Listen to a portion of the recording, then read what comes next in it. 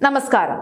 പ്രതിപക്ഷ നേതാവ് പിണറായി വിജയന്റെ മകൾ വീണ വിജയന്റെ മാസപ്പടി കേസിൽ റെയ്ഡിനെത്തിയ ഇഡി ഉദ്യോഗസ്ഥരെ CPM പ്രവർത്തകർ ആക്രമിച്ച കേസിൽ ഇതാ ഒടുവിൽ കമ്മ്യൂണിസ്റ്റ് നേതൃത്വത്തിന് തിരിച്ചടി കിട്ടിയിരിക്കുകയാണ്. അതീവ ഗുരുതരമായ വിവരങ്ങളാണ് ഇപ്പോൾ പുറത്തു വന്നുകൊണ്ടിരിക്കുന്നത്. ഇഡി ഉദ്യോഗസ്ഥരെ ആക്രമിച്ചതിന് പിന്നിൽ ഉന്നത CPM നേതാക്കൾ നേരിട്ട് പങ്കെടുത്ത് വലിയ രീതിയിലുള്ള ക്രിമിനൽ ഗൂഢാലോചന നടത്തിയെന്നാണ് എൻഫോഴ്സ്മെന്റ് ഡയറക്ടറേറ്റ് ഇപ്പോൾ തിരുവനന്തപുരം കോടതിയിൽ നൽകിയ തടസ്സ ഹർജിയിൽ ഔദ്യോഗികമായി വ്യക്തമാക്കിയിരിക്കുന്നത്.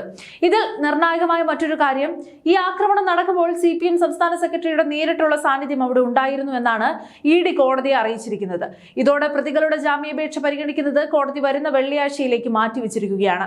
മുൻപ് ഫോൺ കോളുകളിൽ അസ്വാഭാവികതയില്ല, ഗൂഢാലോചനയ്ക്ക് തെളിവില്ല എന്നൊക്കെ പറഞ്ഞ് കേസ് ഒത്തുതീർപ്പാക്കാൻ നോക്കിയ CPMലെ മുതിർന്ന നേതാക്കളുടെ പങ്കുകൂടിയാണ് ഇഡിയുടെ ഈ ഒരു ഒറ്റ ഹർജിയിലൂടെ പുറത്തു വന്നിരിക്കുന്നത്. ഈ ആക്രമണം മുൻകൂട്ടി തയ്യാറാക്കിയ തിരക്കഥയുടെ അടിസ്ഥാനത്തിൽ നടന്നതാണെന്ന് കേരളത്തിലെ ജനങ്ങൾക്ക് അന്ന് തന്നെ പകൽ പോലെ വ്യക്തമായ കാര്യമാണ്. പിണറായി വിജയന്റെ വീട്ടിൽ ഇഡി റെയ്ഡ് നടക്കുമ്പോൾ മുൻ മന്ത്രിമാരായ വി ശിവൻകുട്ടിയും കടകംപള്ളിയും ഒപ്പം മുൻ തിരുവനന്തപുരം മേയർ ആര്യ രാജേന്ദ്രനും ഭർത്താവ് സച്ചിൻ ദേവും ഒക്കെ കുത്തിയിരുന്ന് മുദ്രാവാക്യം വിളിച്ച് അവിടെ അക്രമത്തിന് അന്തരീക്ഷം ഒരുക്കുന്നത് നമ്മൾ മാധ്യമങ്ങളിലൂടെ തത്സമയം കണ്ടതാണ്. അന്ന് ശിവൻകുട്ടി മാധ്യമങ്ങൾക്ക് മുന്നിൽ വന്ന് പരസ്യമായി ഭീഷണി മുഴക്കുന്ന രീതിയിൽ പറഞ്ഞത് ആളുകൾ ഇങ്ങോട്ട് വന്നുകൊണ്ടിരിക്കുകയാണ് എന്നായിരുന്നു.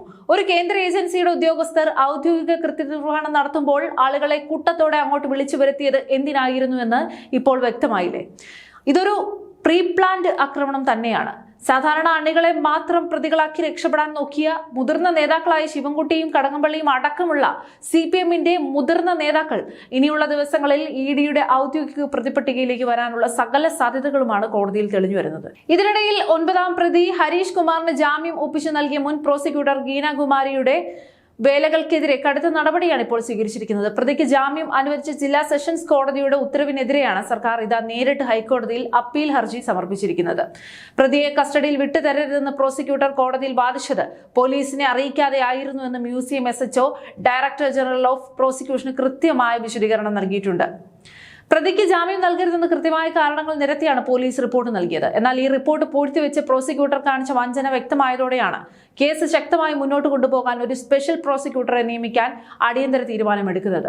ഹൈക്കോടതിയിൽ ഇഡിയും സർക്കാരും ഒരുമിച്ച് അപ്പീൽ നൽകിയ സ്ഥിതിക്ക് പുറത്തിറങ്ങിയ പ്രതി ഇനി ജാമ്യം റദ്ദാക്കപ്പെട്ട് തിരികെ ജയിലിലേക്ക് കയറേണ്ടി വരുമെന്ന് ഉറപ്പാണ്. ചുരുക്കത്തിൽ നിയമത്തിന് മുകളിലാണ് തങ്ങളെന്ന അഹങ്കാരത്തോടെ കേന്ദ്ര ഏജൻസികളെ തല്ലി ഒതുക്കാൻ നോക്കിയ CPM നേതൃത്വത്തിന് ഇനി കോടതി മുറികളിൽ രക്ഷയുണ്ടാകില്ല. 20-ലധികം പ്രതികൾ ഇനിയും പിടിയിലാകാനുണ്ടെന്നും ഒരു പ്രധാനി വിദേശത്തേക്ക് കടന്നെന്നും പോലീസ് വ്യക്തമാക്കിയ സാഹചര്യത്തിൽ ഇഡിയുടെ ഈ ഒരു ഗൂഢാലോചന അന്വേഷണം CPMന്റെ ഉന്നത കോട്ടകളെ തന്നെയാണ് തകർത്തെറിയാൻ പോകുന്നത്.